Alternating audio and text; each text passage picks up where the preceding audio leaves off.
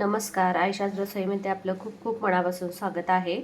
तर आजची आपली रेसिपी आहे बघा, सोयाबीनच्या ओल्या शेंगा ज्या असतात त्याची मी उसळ करणार आहे, त्यांच्या बियाची. तर ती उसळ खूप छान होते बघा. अगदी पावट्याची जशी उसळ बनते तशी ही उसळ छान अशी मस्त टेस्टी लागते. तर पावट्याच्या बियासारखीच हे बिया असतात बघा, सोयाबीनचे पण अगदी सेम दिसत आहेत. पण पावटा लवकर शिजतो, सोयाबीन शिजत नाही. त्यासाठी हे बी आपल्याला सगळ्यात पहिल्यांदा कुकरला लावून घ्यायचे, कुकरला शिजवून घ्यायचे, 2 ते 3 शिट्ट्या करून घ्यायचे त्याच्या. ते मी छोटा कुकर घेतलेला आहे, त्यामध्ये मी त्या बिया टाकते बघा. या बिया आपल्याला स्वच्छ धुवून घ्यायचे सगळ्यात पहिल्यांदा. बघू शकताय तुम्ही, बिया स्वच्छ धुवून घेतलेल्या आहेत मी, आणि यामध्ये पाणी घातलेलं आहे. तर सगळ्यात पहिल्यांदा आपण हे कुकरला शिजवून घेऊया. अगदी मऊ शिजवून घ्यायचं आहे आणि त्यानंतर त्याची उसळ करायची आहे. कारण की पावट्याच्या बिया लगेच शिजतात, सोयाबीनच्या बिया सहजासहजी शिजत नाहीत बघा. तर त्यासाठी आता मी कुकर लावून घेते. तर याच्या आपण 3 शिट्ट्या करून घ्यायच्या. तर इथं बघूया आपण आपलं हे सोयाबीनच्या बिया शिजल्यात का. 3 शिट्ट्या मी करून घेतलेल्या आहेत बघा.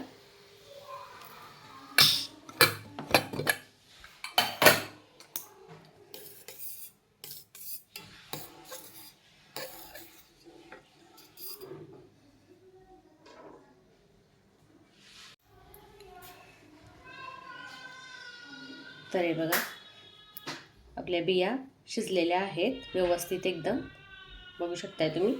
तर आता आपण याची उसळ भाजी करून घेऊया.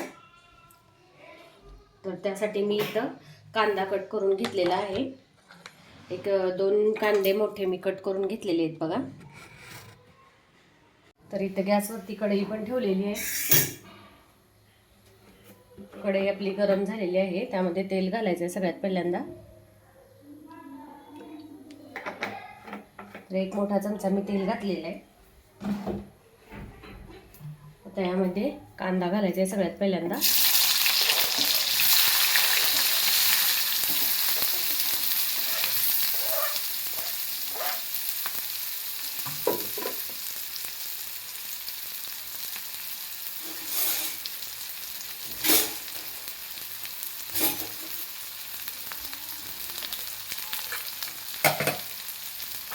तर एकदम साधी सोपी सिंपल रेसिपी आहे.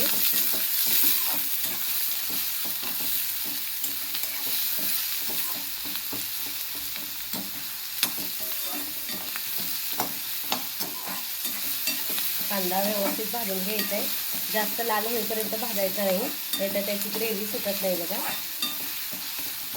तर माझ्या रेसिपी एकदम साध्या आणि सोप्या असतात. घरात उपलब्ध असलेल्या साहित्यामध्ये तयार होणाऱ्या, एकदम पटकन तयार होणाऱ्या रेसिपी असतात बघा.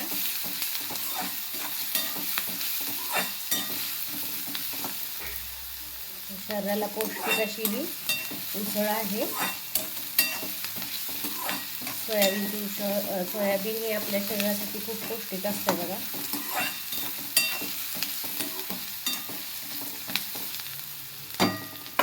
तर इथं कांदा भाजत असताना आपण थोडंसं मीठ घालायचं, म्हणजे कांदा पटकन भाजतो आपला.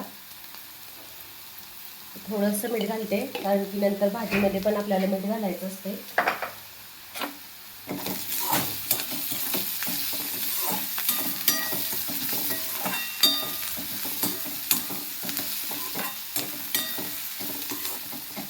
उसळ करत असताना नेहमीच मी सांगत असते की कांदा भरपूर वापरायचा, तर उसळला टेस्ट येते बघा चांगली.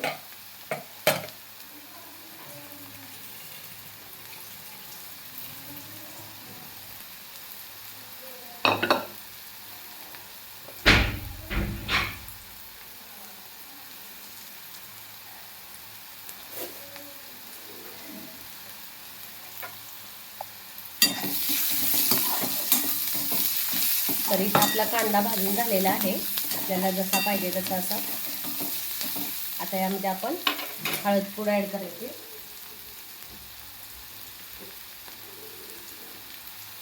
तर आता यामध्ये मी हळद पूड आणि लाल तिखट ॲड केलेलं आहे.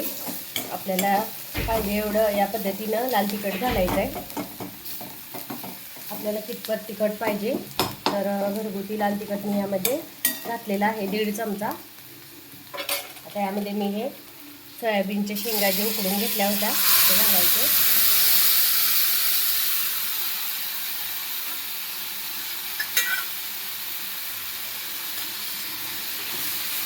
मिक्स करून घ्यायचं आहे व्यवस्थित.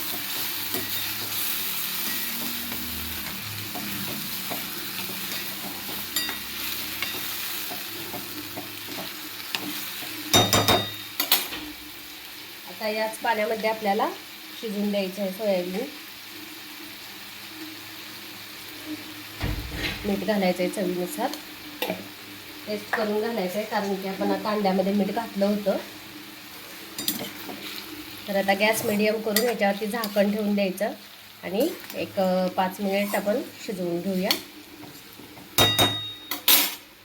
तर गॅस मिडियम करून आपण एक 5 मिनिट शिजवून घेऊया उसळ. ऑलरेडी आपले ह्या बिया शिजलेल्या आहेत, पण यामधलं पाणी थोडंसं आटल्यानंतर गॅस बंद करायचा आहे. तर या उसळमधील पाणी आटलेलं आहे बघा पूर्णपणे. आता यामध्ये थोडंसं आपल्याला शेंगदाण्याचं कूट घालायचं आहे मोठं मोठं. तर मी थोडंसं शेंगदाण्याचं कूट घालणार आहे बघा. शेंगदाण्याच्या कुटामुळे चांगली टेस्ट येते उसळला. मिक्स करून घ्यायचं आहे.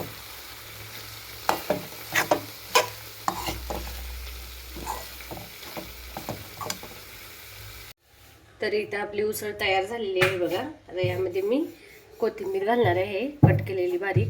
आता गॅस बंद करून घ्यायचं आहे आपल्याला. इथं मस्त अशी आपली सोयाबीनची उसळ किती छान तयार झालेली आहे बघा. अगदी मस्त ग्रेव्ही टाईप झालेली आहे आणि त्यासोबत गरम गरम चपाती. तर तुम्ही पण या पद्धतीने उसळ करून बघा. आणि तुम्हाला जर माझी ही रेसिपी आवडली असेल तर नक्की व्हिडिओला लाईक करा, शेअर करा, कमेंट्स करा आणि माझ्या यूट्यूब चॅनलला सबस्क्राईब करा. सोबतच बेल आयकॉनवरती प्रेस करा म्हणजे माझ्या नवनवीन रेसिपीज आणि नवीन व्हिडिओज तुम्हाला पाहायला मिळतील. थँक्यू.